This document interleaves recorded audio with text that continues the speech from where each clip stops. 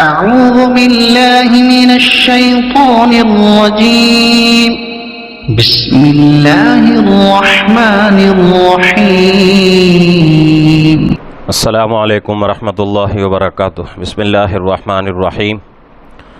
محترم ناظرین، جمعرات ہے، سوال جواب کی مجلس شروع ہو رہی ہے۔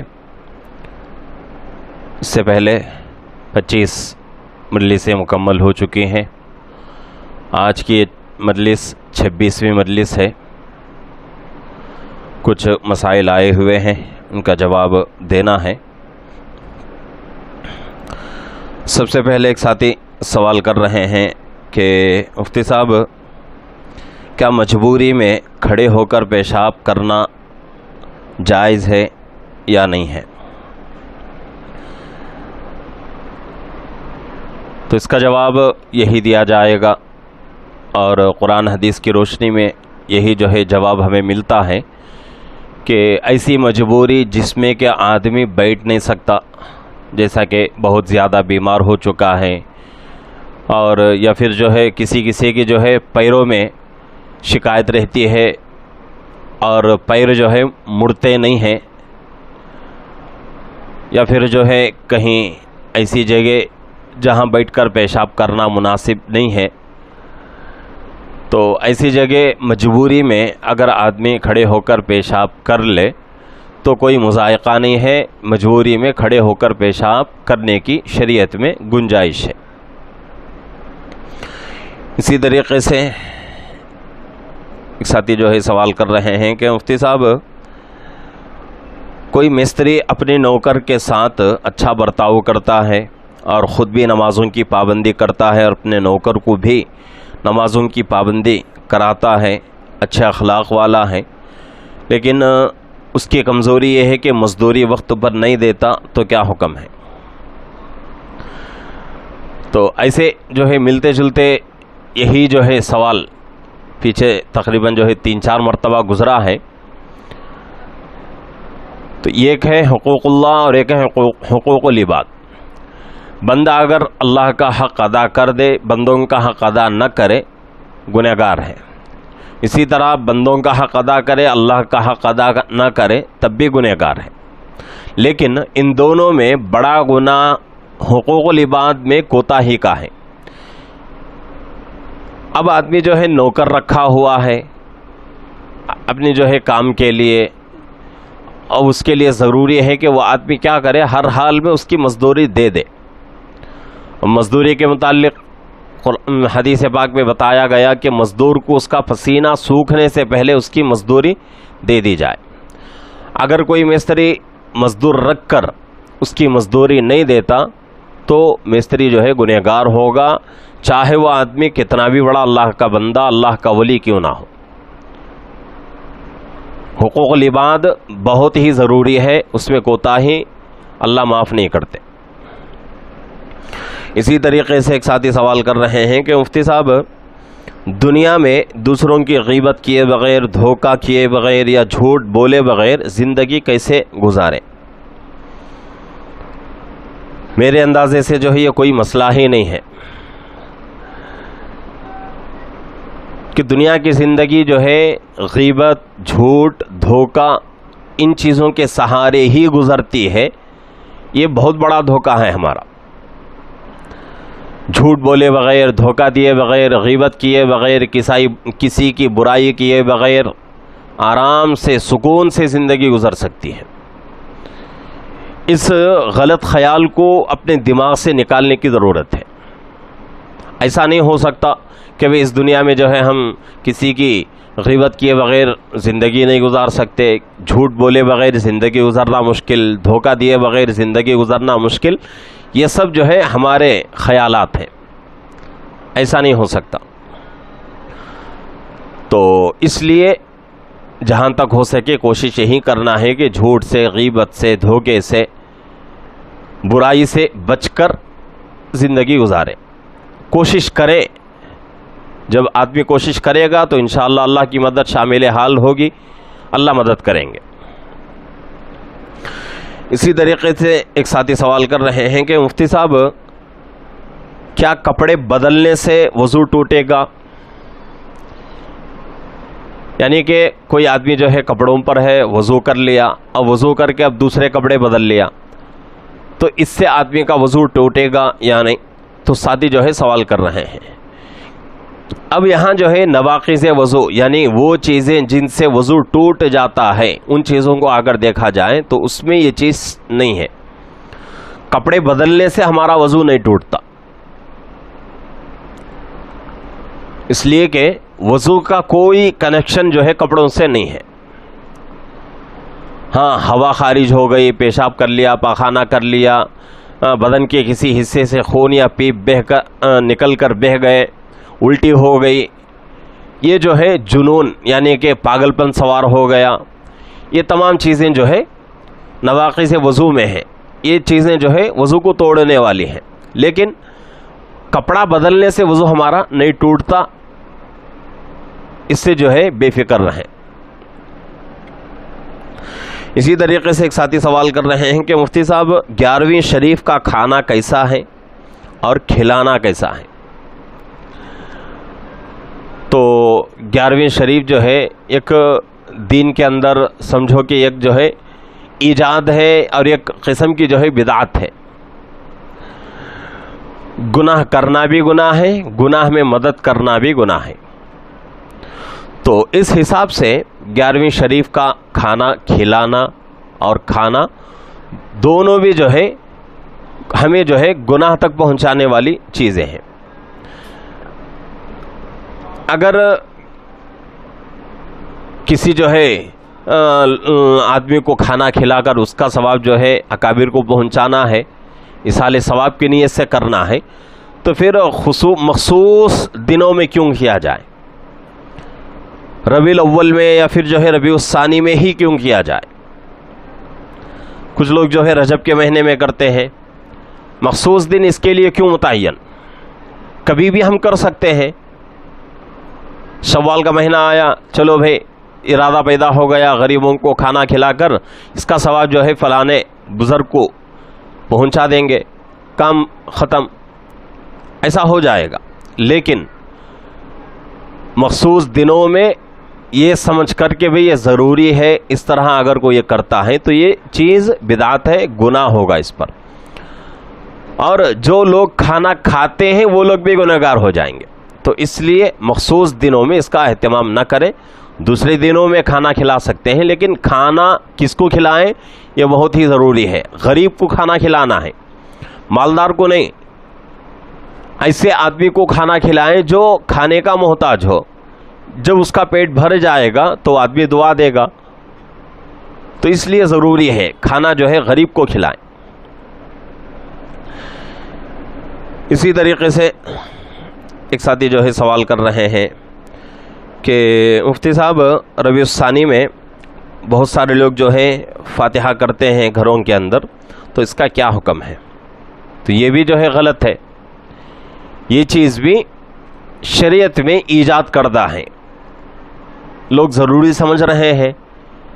تو ہر وہ چیز جو شریعت میں نہیں ہے اور اس کو لوگ ضروری سمجھیں تو اسی کو بدعت کہا جاتا ہے، اور اسی کے کرنے سے گناہ ہوگا۔ تو ان چیزوں سے بچنا ہے۔ اسی طریقے سے ایک ساتھی سوال کر رہے ہیں موجودہ حالات کے اعتبار سے کہ مفتی صاحب فلسطین کے مسلمانوں پر آج کل ظلم ہو رہا ہے، کیا ہم ان کی طرف سے صدقہ خیرات کریں، روزے رکھیں، تو کیا ان کو اس کا فائدہ پہنچے گا؟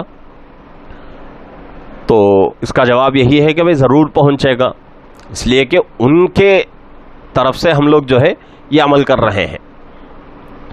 یہ نہیں ہو سکتا کہ بھائی فلانا آدمی نماز نہیں پڑھ سکتا ہم اس کے طرف سے نماز پڑھ لیں، ایسا نہیں ہے۔ فرائض جو ہیں وہ الگ چیز ہے، لیکن یہ چیزیں جو ہے نوافل میں آتی ہیں کہ کچھ جو ہے روپیہ صدقہ کر لیا، کر کے اس کا ثواب جو ہے کسی دوسرے کو پہنچا دیا،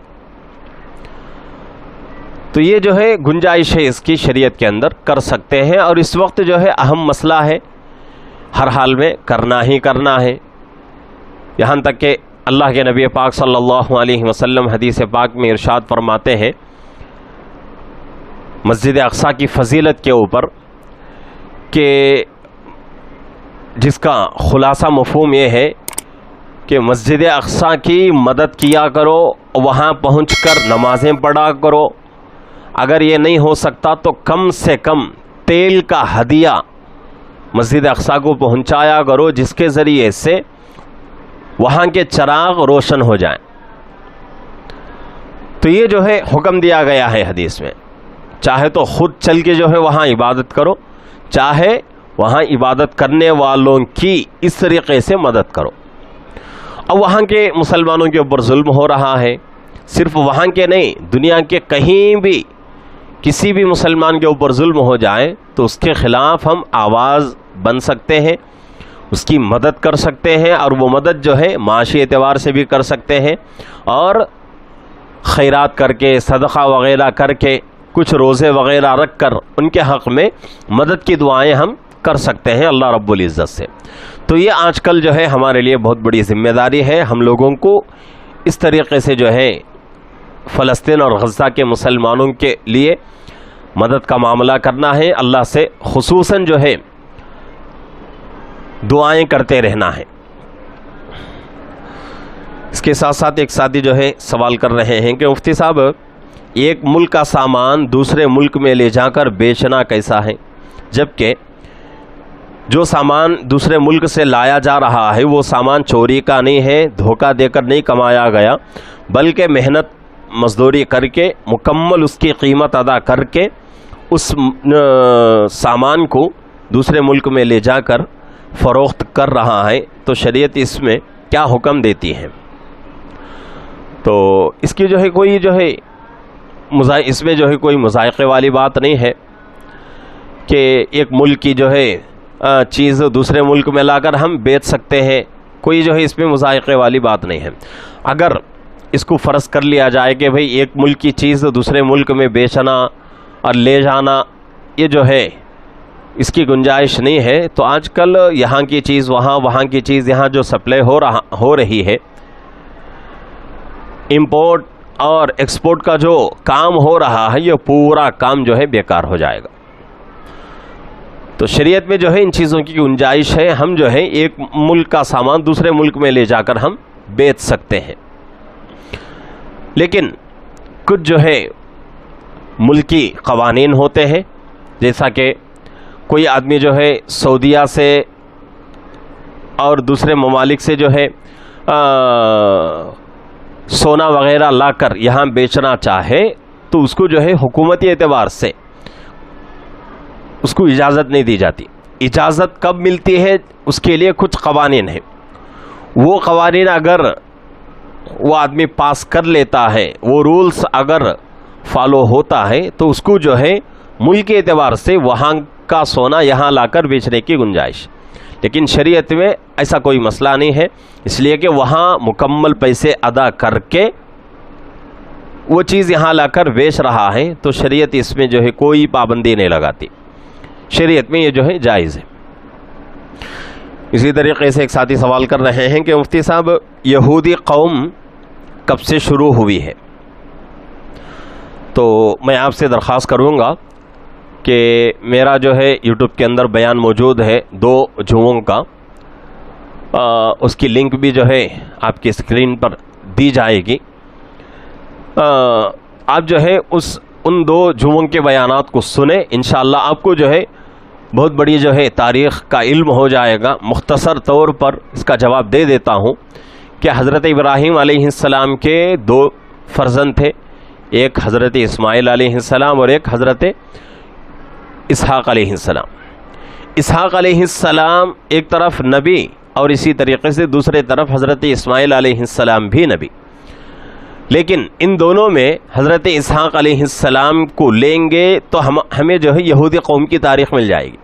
حضرت اسحاق علیہ السلام کے بھی 2 بیٹے تھے، ایک حضرت یعقوب علیہ السلام، یہ نبی، اور ایک ہے عیسو جن کو کہا جاتا ہے، وہ نبی نہیں تھے۔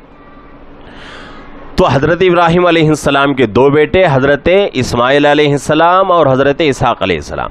حضرت اسحاق علیہ السلام کے دو بیٹے عیسو اور اسی طریقے سے حضرت یعقوب علیہ السلام. تو حضرت یعقوب علیہ السلام جو کہ حضرت ابراہیم علیہ السلام کے پوتے ہیں، ان کا دوسرا نام بنی اسرائیل ہے. تو ان کے جتنے بھی بچے ہیں ان تمام کو بنی اسرائیل کہا جاتا ہے. اور حضرت یعقوب علیہ السلام کے جو بچے تھے 12 لڑکے تھے، ان میں سے ایک حضرت یوسف علیہ السلام یہ نبی ہیں. ان کے علاوہ ان کے بچوں میں کوئی نبی نہیں، لیکن ان کے بچوں میں یعنی کہ حضرت یعقوب علیہ السلام کے 12 بیٹوں میں سے سب سے بڑے بیٹے جن کا نام یہودا تھا، یہودا، تو اسی کی طرف جو ہے منسوب کرتے ہوئے اس کے بعد کے لوگوں کو یہودی کہا جاتا ہے. یہ جو ہے میں نے مختصر طور پر عرض کی ہے. آپ جو ہے گزشتہ جمعہ اور اس سے پہلے والے جمعہ کے جو ہے بیانات کو سنیں تو انشاءاللہ آپ کو جو ہے بہت ساری جو ہے یہودیوں کی تاریخ اور اسی طریقے سے فلسطین کی اور وہاں کے مسلمانوں کی تاریخ جو ہے آپ کو سمجھ میں آ جائے گی. تو یہ جو ہے کچھ سوالات آئے ہوئے تھے، جن میں سے بہت سارے سوال آئے تھے، لیکن بہت سارے سوالوں کا جواب میں اس سے پہلے بھی بہت مرتبہ عرض کر دیا ہوں کہ انفرادی طور پہ دے دیتا ہوں. لیکن کچھ سوالات جن کو جو ہے مجمع میں لانا ضروری ہوتا ہے، ان کو میں جو ہے مجمع میں لا کر ہمارے جو ہے چینل کے ذریعے سے اس کا جواب دیتا ہوں. تو یہ جو ہے کچھ سوالات تھے جن کے جوابات میں نے عرض کر دیے ہیں. اللہ رب العزت سے دعا ہے کہ اللہ رب العزت ہم تمام کو اپنا ہر مسئلہ قرآن و حدیث کے مطابق حل کرنے کی اور علماء سے رابطہ رکھنے کی اللہ ہم سب کو توفیق عطا فرمائے. السلام علیکم ورحمۃ اللہ وبرکاتہ.